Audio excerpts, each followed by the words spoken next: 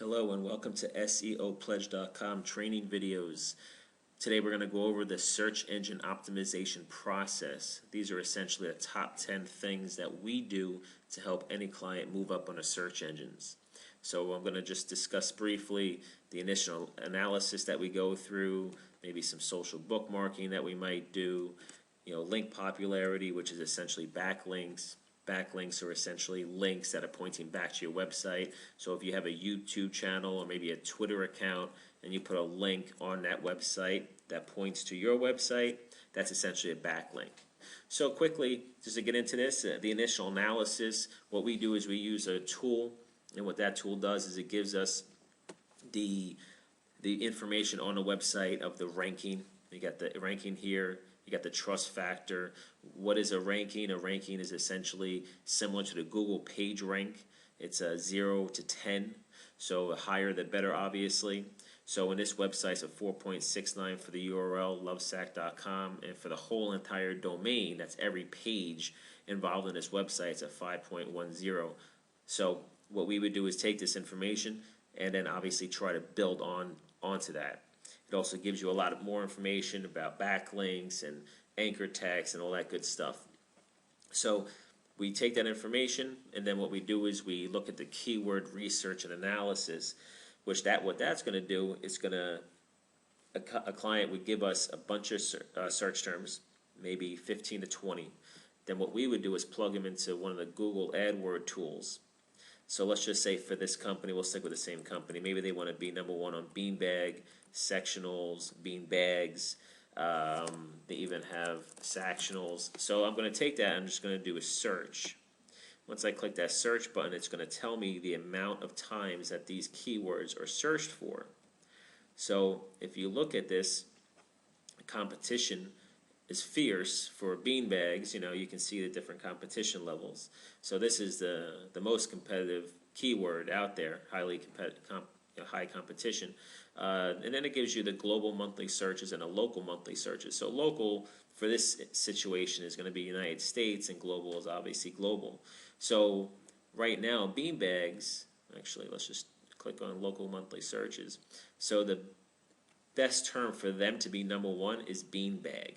That's 1.2 million searches in the United States. So what we would do is we would look at that and say, okay, what can we do to help this company get number one for these search terms, because these are obviously the best search terms. If you start looking down here, beanbag furniture, bean bags, large beanbag chairs, these are obviously good search terms, but they just don't have a lot of search volume. So what we do is we take that information. We usually take the top 5 to 10, and then we try to obviously push the company up as high as we can, see where they're at today, and then see where we can get them going tomorrow.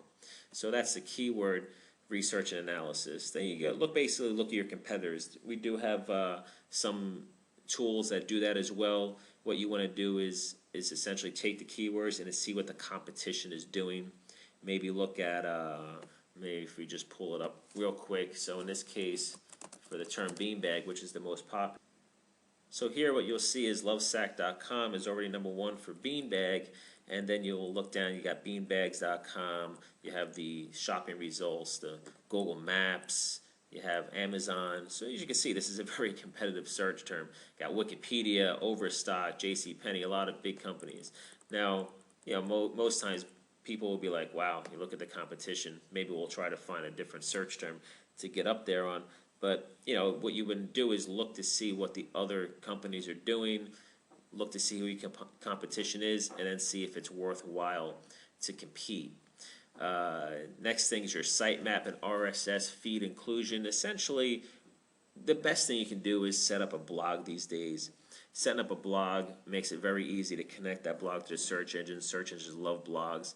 And what that's going to do is going to make it a lot easier to create, promote, and publish that content, all fresh, new, unique content, and get that out there. It's going to help with to move any website up on the search engines. It's funny though with Lovesac doesn't even have a blog, and they still do very, very well with their keywords that they're going for. So, do you need a blog? I mean, when you really think about it, no. There's companies that have achieved certain success with it, but a blog really is going to help achieve even more success. It really will. So search engine and directory submission, this is essentially just making sure a website is out there. It's in the search engines. It's all indexed.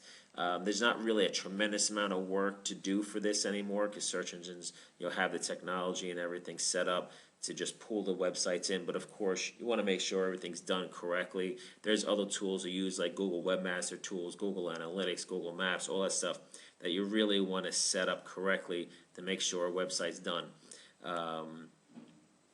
The next thing is social bookmarking.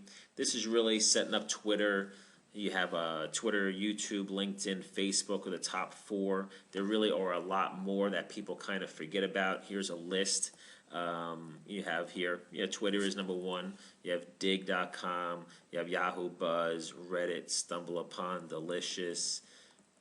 You just keep going down a list here. You'll just see them. These are all accounts that you really should have sites at. Every single one of these social media sites, you should have an account so you can take your information and publish it to them. So if you write a blog post, it should be going out to every single one of these. So what's going to happen is, as your content is written on your website and it gets pushed out to all these other websites, all it's going to help is spread that content. Then of course you got to make sure that your content itself is optimized for specific search terms. So for example, take Lovesac. If they want the search term beanbag to be relevant for that blog post, you got to make sure that search term is optimized correctly inside the content. So the next thing is blog and press release creation. Now I just talked about the blogs, but essentially what you can do also is take your press releases. You can promote them through your blog and otherwise, but you can also use press release submission services if you're interested.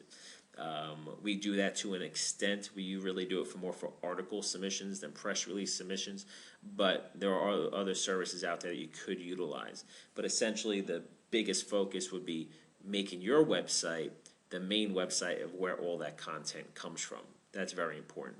So article submission, which I just talked about, there's a lot of different ways to take your content and again optimize it correctly. Put your backlinks in there to your website, optimize it for keywords, all that stuff, and then submit it out to the article websites so it starts getting distributed around the internet. Link popularity is essentially backlinks. Doing all this stuff from article submissions to the bookmarking to building a blog, all of that is going to help build backlinks. As you build the backlinks, what's going to happen is your website is going to be an authority for your content. So if you write a lot of content about furniture and all those keywords that come with furniture, then the searchers are going to say that this is an important website for furniture and all those keywords. Let's move it up on the search engines. Obviously, if you're a furniture company and you write a lot of stuff about flowers, then the search engines aren't going to really put 2 and 2 together, and it's not going to help you out. So you see what I mean? It all has to be relevant content, and where you distribute your content to also has to be relevant sites. So for example, again, if you're a furniture website, you don't want to send your content to a flower website. See what I mean? So it really all has to link together, even down to the type of content that's on the website. So the SERP report, we can use another tool for that. So let's just see right here. If you take the word beanbags, URLs Lovesac, Google, United States, latest rank is 3. The term beanbag, same thing, latest rank is 1. That's for September 1st. So this is just an easy tool, and what this tool would do for us is just run this every week. So it says next ranking update September 8th. Then I would get an email and telling me the new rankings every week, and then I would just keep updated. I would be able to keep updated on all of our clients this way. So I don't have to worry about trying to go out and figure out all the rankings every week.